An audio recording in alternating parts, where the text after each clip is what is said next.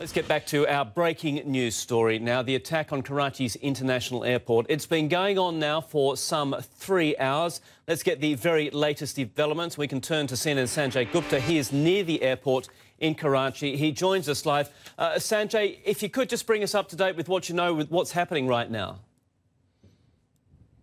Yeah, it is an ongoing situation, as you mentioned, Andrew. About 3.5 hours ago, some extraordinary details about what was happening then.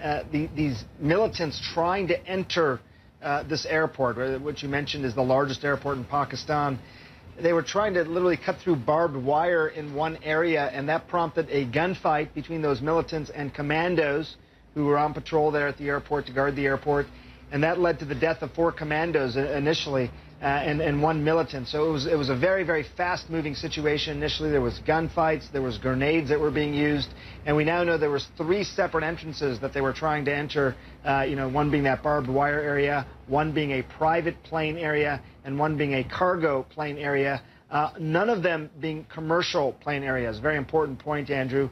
As you might expect, all planes that were coming into Karachi diverted. No planes taking off, all commercial airline passengers sort of ensconced in one big airline lounge to try and keep them safe, and a rescue operation underway to try and get them out. But it is an ongoing situation. We know at least 10 people have died now. Those 4 commandos I mentioned, 6 militants, one of them at least most recently in a suicide bomber. The man apparently had an armored vehicle coming toward him.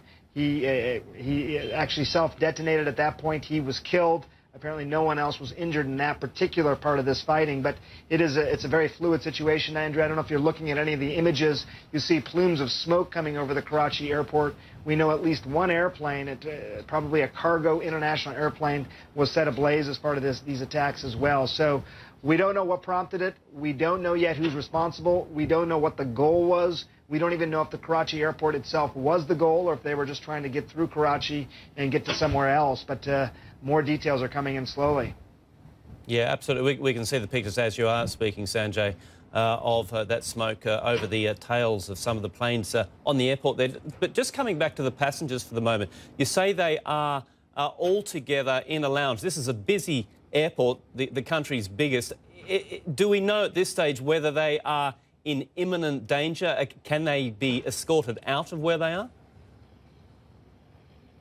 Well, what we understand is that where these particular attacks was maybe about 1 kilometer away from the commercial part of the airport. So you have the cargo/private part of the airport and then the commercial part of the airport. There's some distance apart, Andrew. So we know, obviously, for obvious reasons, that all those passengers that were about to take off or were just landing were cordoned off in a main lounge area, but it is quite some distance. So they do not appear to be in imminent threat. After we heard these initial sort of reports of the gunfights, there was a significant bolstering up of the commando forces. There was paramilitary forces came in, some 150 police officers now on the scene, and we're hearing from the commandos on the scene that nearly all the militants have now been accounted for and are deceased, including that one that was just blew himself up, the suicide bomber. So that is, they're still patrolling around, trying to figure out exactly to what extent these militants were able to infiltrate the airport.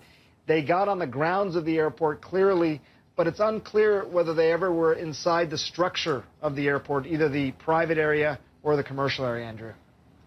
Sanjay, thank you very much for that.